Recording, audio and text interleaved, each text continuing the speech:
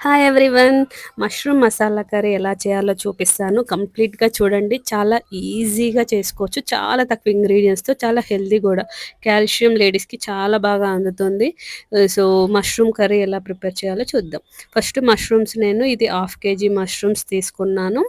అంటే 400 గ్రామ్స్ అండి. Half KG కాదు. 400 గ్రామ్స్ మష్రూమ్స్ తీసుకొని దాని పైన పెద్ద పెద్దగా ఉన్న వాటికైతే ఇలా పైన లేయర్ వచ్చేస్తుంది. ఆ లేయర్ తీసుకోవడం బెటర్ అనమాట.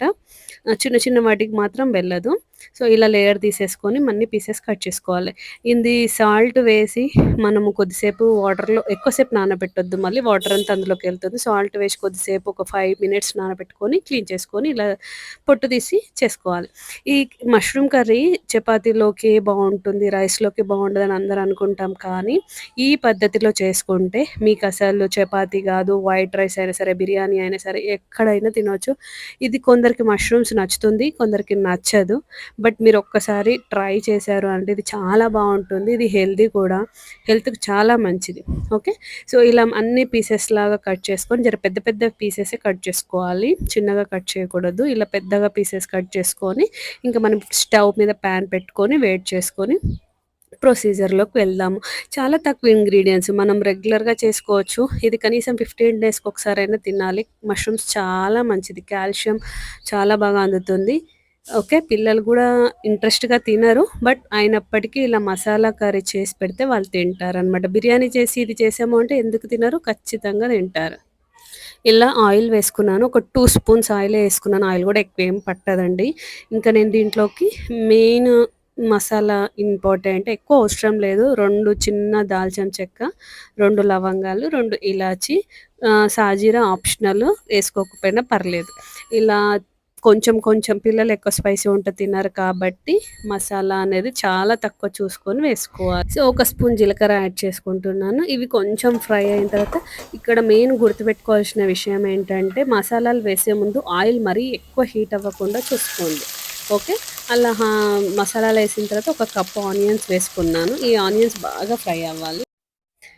ఆనియన్స్ మంచిగా ఫ్రై అయిన తర్వాత కొంచెం కొంచెం ఫ్రై అవుతుండే టైంకే మనం కొంచెం కరివేపాకు వేసుకొని కలుపుకోవాలి. ఇక్కడ అన్ని కూరల్లాగానే చేస్తాం. మనమేమి స్పెషల్‌గా ఏం చేయము ఈ కర్రీకి. మెయిన్‌గా ఆ మసాలా ఏదైతే గ్రేవీ చేసామో అదొక్కటే ఇంపార్టెంట్. ఓకే.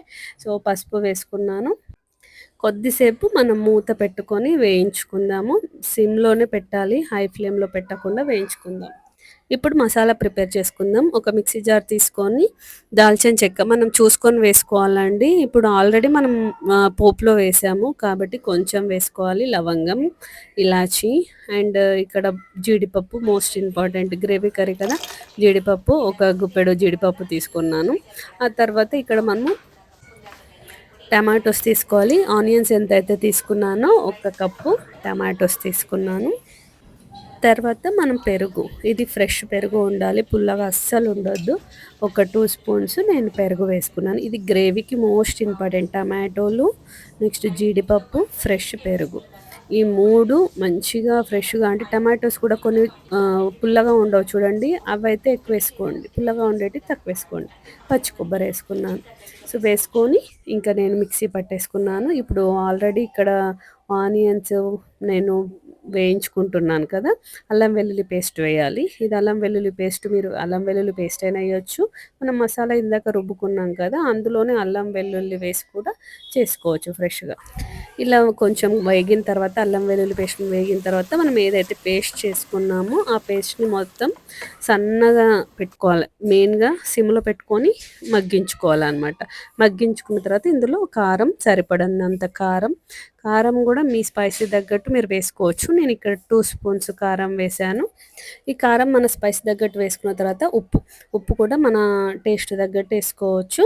ఉప్పు ఏసుకున్న తర్వాత ధనియాల పొడి ఇవి కుదిరితే ఫ్రెష్‌గా అప్పటికప్పుడు పొడి చేసుకొని ఏసుకుంటే ఇంకా చాలా బావుంటుంది. మసాలాలన్నీ కూడా ధనియాల పొడి వేసుకున్న తర్వాత మనం ఇక్కడ గరం మసాలా. గరం మసాలా ఆప్షనల్ అండి. కొందరికి ఇంట్రెస్ట్ ఉంటది. కొందరికి ఉండదు. ఆల్రెడీ మనం మసాలాలు యాడ్ చేసాం కాబట్టి వేయకపోయినా పర్లేదు. కొంచెం మేమైతే స్పైసీగానే తింటాం కాబట్టి మళ్ళీ గరం మసాలా వేశాను. లేకపోతే వద్దు వేసుకోకూడదు. ఓకే. ఇలా ఇంకా సిమ్‌లో బాగా మగ్గించేసేసాము. ఇక్కడ మగ్గించడం మోస్ట్ ఇంపార్టెంట్. ఈ కర్రీకి టేస్ట్ ఎక్కడొస్తుంది అంటే ఈ మసాలా వేసిన తర్వాత మొత్తం ఇలా ఆయిల్ పైకి తేలిన తర్వాతనే మనం మష్రూమ్స్ అన్నీ వేయాలి. ఈ మష్రూమ్స్ వేసిన తర్వాత కూడా మీడియం టు లో ఫ్లేమ్‌లో చాలా సేపు మగ్గించుకోవాలి. మనం వాటర్ ఎయ్యక ముందుకే ఈ మగ్గిన దాన్ని బట్టే మనకు మష్రూమ్స్ సాఫ్ట్ అవుతాయి. అండ్ టేస్ట్ కూడా పెరుగుతుంది. ఒకవేళ మనం ఇది సరిగ్గా మగ్గక ముందుకే వాటర్ ఏసేసామనుకోండి, మీకసలు మష్రూమ్ టేస్ట్ అనేది ఎవ్వరికీ నచ్చదు బేసిక్‌గా. సో, అలా అయితే అసలు తినరు. ఇప్పుడు మీరు ఇలా లో టు మీడియం ఫ్లేమ్‌లో మినిమమ్ టు మినిమమ్ 10 మినిట్స్ మగ్గించుకోవాలనమాట. ఓకే. మూత పెట్టేసి మగ్గిద్దాం. సో, ఇలా మూత పెట్టి మగ్గించుకున్న తర్వాత మళ్ళీ ఒక 5-10 మినిట్స్ అయినాక తీసి కలిపేసుకోవాలి. మొత్తం కలుపుకున్న తర్వాత వాటర్. ఇక్కడ వాటర్ మీ కన్సిస్టెంట్ కొందరికేమో చాలా పల్చగా ఉంటే గ్రేవీ ఇష్టం. కొందరికి తిక్కుగా ఉంటే ఇష్టం. కొందరికి మీడియంగా ఉంటే ఇష్టం అనమాట. సో, దాన్ని బట్టి వేసుకోవచ్చు. ఇక్కడ మీకు లూజ్‌గా అనిపిస్తుంది. కానీ ఇది చల్లారిన తర్వాత గ్రేవీ అనేది చాలా మంచిగా అయిందనమాట. ఇప్పుడు పచ్చిమిర్చి వేశాను. ఇది పచ్చిమిర్చి పోపులో వేసుకోవచ్చు, ఇలా వేసుకోవచ్చు. ఇలా వేసుకుంటే ఏంటంటే టేస్ట్ చాలా బావుంటుంది. ట్రై చేయండి ఒకసారి. ఓకే. దీని తర్వాత ఇంకా మనము స్టవ్ అనేది ఐలోనే పెట్టుకోవాలి. ఎందుకంటే వాటర్ అంతా పోవాలి కదా!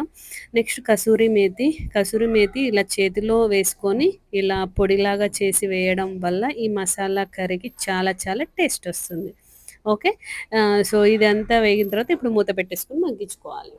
లాస్ట్‌లో ఇంక కొత్తిమీర వేసేసుకొని స్టవ్ ఆపేసుకోవడమే. సో, ఇదండి మష్రూమ్ మసాలా కర్రీ. నేను ఆల్రెడీ నా ఛానల్‌లో మష్రూమ్ కర్రీ పోస్ట్ చేశాను. కానీ అది వేరేలాగా చేశాను. ఇది వేరేలాగా చేశాను. తప్పకుండా చూడండి. మీరు ట్రై చేయండి. ఆడవాళ్ళకి మష్రూమ్ అనేది చాలా ఇంపార్టెంట్. కాల్షియం మనకి కాల్షియం అనేది మోస్ట్ ఇంపార్టెంట్ కాబట్టి మీరు ట్రై చేయండి.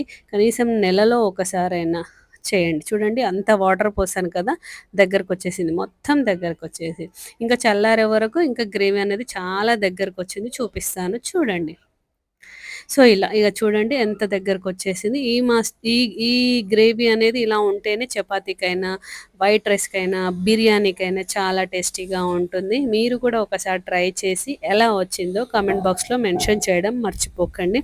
అందరూ ఒకటే పద్ధతిలో చేస్తారు అనుకోవద్దు కదా! సో, చాలా మెంబర్స్ డిఫరెంట్ స్టైల్‌లో చేస్తారు. మీరెలా చేస్తారో కామెంట్ బాక్స్‌లో మెన్షన్ చేయండి. మీకు నచ్చితే లైక్ చేయడం మర్చిపోవద్దు. షేర్ చేయడం మర్చిపోవద్దు. Thank you for